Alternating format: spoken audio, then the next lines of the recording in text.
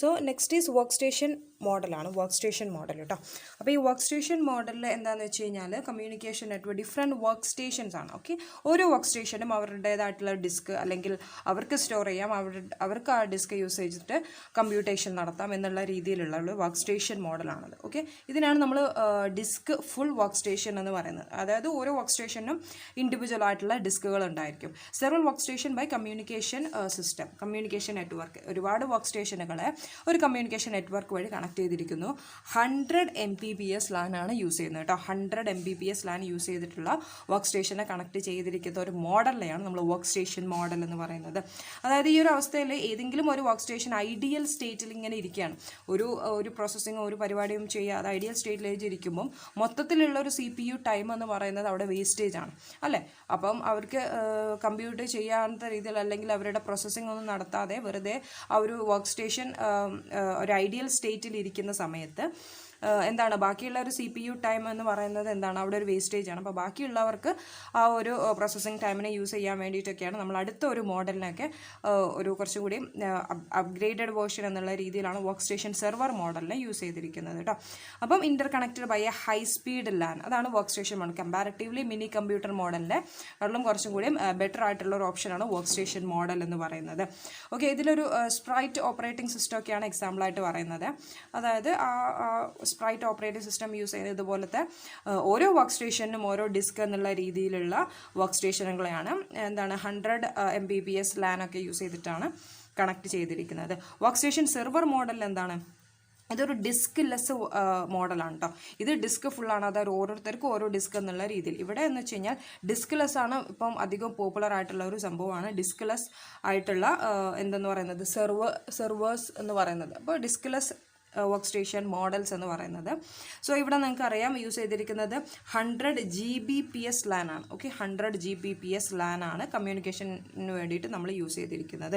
Different work സ്റ്റേഷനുകളും ഇതേപോലത്തെ mini computers എന്ന് പറയുമ്പോൾ file server, database servers, print servers.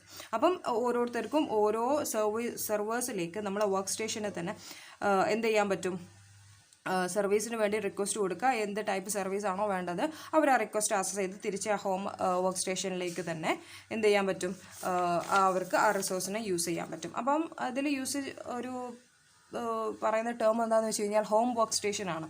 അതായത് യൂസർ ലോഗിൻ ചെയ്യുന്ന ഒരു വർക്ക് സ്റ്റേഷനെയാണ് നമ്മൾ ഹോം വർക്ക് സ്റ്റേഷൻ എന്ന് പറയുന്നത്. ദെൻ ഇവിടെ അധികം മിനി കമ്പ്യൂട്ടേഴ്സ് പ്ലസ് വർക്ക് സ്റ്റേഷനാണ് interconnected by a communication network.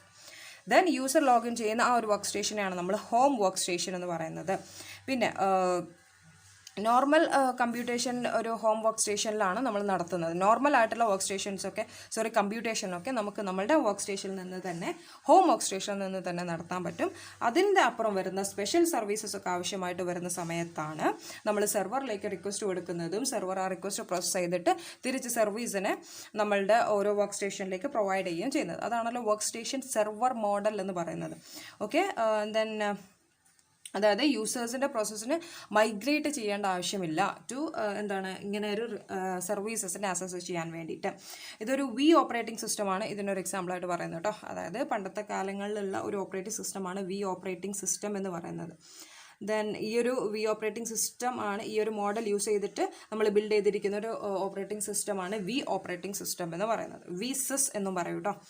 Then processor pool മോഡലിൽ ഇതേപോലത്തെ കുറച്ചുകൂടി ബെറ്റർ ആയിട്ടുള്ള ഒരു ഓപ്ഷൻസ്, അതായത് അധിക സമയങ്ങളിലും നമ്മളുടെ കമ്പ്യൂട്ടേഷൻ പവർ എപ്പോഴും നമ്മൾ കമ്പ്യൂട്ടേഷൻ അല്ലെങ്കിൽ പ്രോസസ്സിങ് ടൈം യൂസ് ചെയ്തുകൊണ്ടിരിക്കില്ല. എന്നാലോ വേറെ ചില സമയത്ത് നമുക്ക് അധികമായിട്ട് ആ ഒരു കമ്പ്യൂട്ടിംഗ് പവർ വേണ്ടി വരും അല്ലേ. ചില കുറേ സമയം കൊണ്ട് നമ്മൾ പ്രോസസ്സ് ചെയ്യേണ്ടി വരും. അപ്പോൾ ഇങ്ങനത്തെ അവസ്ഥകളിലൊക്കെയാണ് നമ്മൾ എന്ത് ചെയ്യുന്നത്, ഈ പ്രൊസസ്സേഴ്സിന്. അപ്പം അത്രയും ഇങ്ങനെ വെറുതെ ഇരിക്കുന്ന സമയമൊക്കെ നമ്മൾ എന്ത് ചെയ്യാണ്, കുറച്ചും കൂടി യൂട്ടിലൈസ് ചെയ്യാൻ വേണ്ടിയിട്ടാണ് ഈ പ്രൊസസ്സർ പൂൾ മോഡൽസിനെ കൊണ്ടുവന്നത്. എന്ന് വെച്ച് കഴിഞ്ഞാൽ എല്ലാ പ്രൊസസ്സേഴ്സും പൂൾഡ് ടുഗെദറാണ്. അതിനെ മാത്രം ജസ്റ്റ് ഒരു പൂളായിട്ടാണ് നമ്മൾ കൺസിഡർ ചെയ്യുന്നത്. അപ്പം ആ രീതിയിലുള്ള പ്രൊസസ്സേഴ്സ് ആർ പൂൾഡ് ടുഗെദർ. അപ്പം ഒരു കണക്ഷൻ അല്ലെങ്കിൽ ആ ഒരു സെർവറിലേക്ക് നമുക്ക് എന്ത് രീതിയിലുള്ള സർവീസസും ഈ ഒരു പൂളിൽ നിന്ന് നമുക്ക് ആക്സസ് ചെയ്തെടുക്കാൻ പറ്റും. Each processor in the pool its own memory to load. ഓരോ പ്രൊസസ്സർക്കും ഓരോ മെമ്മറി ഉണ്ടായിരിക്കും ലോഡ് ചെയ്യാൻ. എന്നിട്ട് അവരുടെ സിസ്റ്റം പ്രോഗ്രാം അല്ലെങ്കിൽ ആപ്ലിക്കേഷൻ പ്രോഗ്രാം എല്ലാം അവിടെ റൺ ചെയ്യും. ഓക്കെ, അപ്പോൾ പ്രൊസസ്സർ പൂൾ മോഡലാണ് പ്രോസസ്സിംഗ് പവറിൻ്റെ ബെറ്റർ യൂട്ടിലൈസേഷൻ എന്ന് പറയുന്നത് അല്ലേ. പ്രോസസ്സിംഗ് പവർ അല്ലെങ്കിൽ പ്രോസസ്സിംഗ് പവറും അതിൻ്റെ ടൈമും എന്തായിരിക്കണം, നമ്മൾ കുറഞ്ഞ് യൂസ് ചെയ്ത് ആവുമ്പോഴാണ് നമ്മൾ അതിനെ ബെറ്റർ യൂട്ടിലൈസേഷൻ എന്ന് പറയുന്നത് ആ പെർട്ടിക്കുലർ സിസ്റ്റത്തിന്. ഓക്കെ, പിന്നെ ഓൾസോ ഗ്രേറ്റർ ഫ്ലെക്സിബിലിറ്റി. പിന്നെ amoeba and Cambridge distributed system എന്നൊക്കെ പറയുന്നതാണ് നമ്മൾ ഒരു പ്രോസസ്സർ പൂൾ മോഡലിൽ പറഞ്ഞിരിക്കുന്ന ഡിസ്ട്രിബ്യൂട്ടഡ് സിസ്റ്റം. ഒരു കാംബ്രിഡ്ജ് ഡിസ്ട്രിബ്യൂട്ടഡ് സിസ്റ്റം എന്നൊക്കെ പറയുന്നത് ബ്ലോക്ക് ചെയിൻ ഡാറ്റാബേസ് പോലത്തെ ഒരു സംഭവമാണ് കേട്ടോ. ബ്ലോക്ക് ചെയിൻ ഡാറ്റാബേസിലെ ഒരു ക്ലൗഡ് പ്രൊജക്റ്റോ അങ്ങനെയൊക്കെയാണ്. കാരണം നമ്മൾ ക്ലൗഡിൽ നിന്ന് നമുക്ക് പ്രോസസ്സേഴ്സിന് അല്ലെങ്കിൽ സർവീസസിനെ അക്സസ് ചെയ്യുന്ന രീതിയിലുള്ള ഒരു മോഡലിനെയാണ് നമ്മൾ പ്രോസസ്സർ പൂൾ മോഡൽ എന്ന് പറയുന്നത്. സോ റിപ്പീറ്റഡ് ആയിട്ടുള്ള ക്വസ്റ്റ്യൻ ആണ് ഡിസ്ട്രിബ്യൂട്ടഡ് സിസ്റ്റം മോഡൽസിന് പറയുമ്പോൾ 5 കാറ്റഗറീസ്. ഇതിലൊരു 5ാമത്തെന്ന് വെച്ച് കഴിഞ്ഞാൽ ഒരു ഹൈബ്രിഡ് മോഡലാണ്. നമ്മളുടെ ഈ ഒരു പ്രോസസ്സർ പൂൾ മോഡലും ഈ വർക്ക് സ്റ്റേഷൻ മോഡലും കൂടിയും ഒരു ക്ലബ് ചെയ്തിട്ടുള്ള ഒരു ടൈപ്പ് മോഡലാണ്. പക്ഷേ 4 മോഡൽസ് ആണ് അല്ലെങ്കിൽ 4 കാറ്റഗറീസ് ആണ് ഇമ്പോർട്ടൻ്റ് ആയിട്ടുള്ളത്. നിങ്ങളോട് എടുത്ത് ചോദിക്കുന്നത് ഈ വർക്ക് സ്റ്റേഷൻ സെർവർ മോഡൽ എന്താ, വർക്ക് സ്റ്റേഷൻ മോഡൽ എന്താ, and also processor pool model എന്താണെന്ന് എടുത്തിട്ട് ചോദിക്കും. അല്ലെങ്കിൽ ഏതൊക്കെയാണ് ഡിസ്ട്രിബ്യൂട്ടഡ് സിസ്റ്റം മോഡൽസ് എന്ന് ചോദിക്കും. അപ്പോൾ നിങ്ങൾക്ക് ഇഷ്ടമുള്ള 4 എടുത്ത് എഴുതാം. ഓക്കെ, അപ്പോൾ വിത്ത് ഫിഗർ ആയിരിക്കണം എക്സ്പ്ലെയിൻ ചെയ്യുന്നത്. എക്സ്പ്ലെയിൻ ചെയ്യുമ്പോൾ നമുക്കറിയാം ഇതൊക്കെ കേട്ട് നല്ല പരിചയമുള്ള കാര്യങ്ങളായിരിക്കും, അല്ലെങ്കിൽ നമ്മളെ മനസ്സിലുണ്ടായിരിക്കും, പക്ഷേ പേപ്പറിൽ എഴുതി ഫലിപ്പിക്കാൻ പറ്റണം. ഓക്കെ, അപ്പം അതിനനുസരിച്ചിട്ട് വേണം നമുക്ക് ഓരോരോ ഐഡിയാസ് അല്ലെങ്കിൽ ഓരോ പോയിന്റ്സ് നമ്മളെ മനസ്സിലുണ്ടായിരിക്കണം ഓരോരോ മോഡലിനെ വെച്ചിട്ടും. ഓക്കെ, എന്നിട്ട് വിത്ത് ഫിഗർ ആയിരിക്കണം എക്സ്പ്ലെയിൻ ചെയ്യേണ്ടത്. Okay, then that's all about distributed system models. Thank you.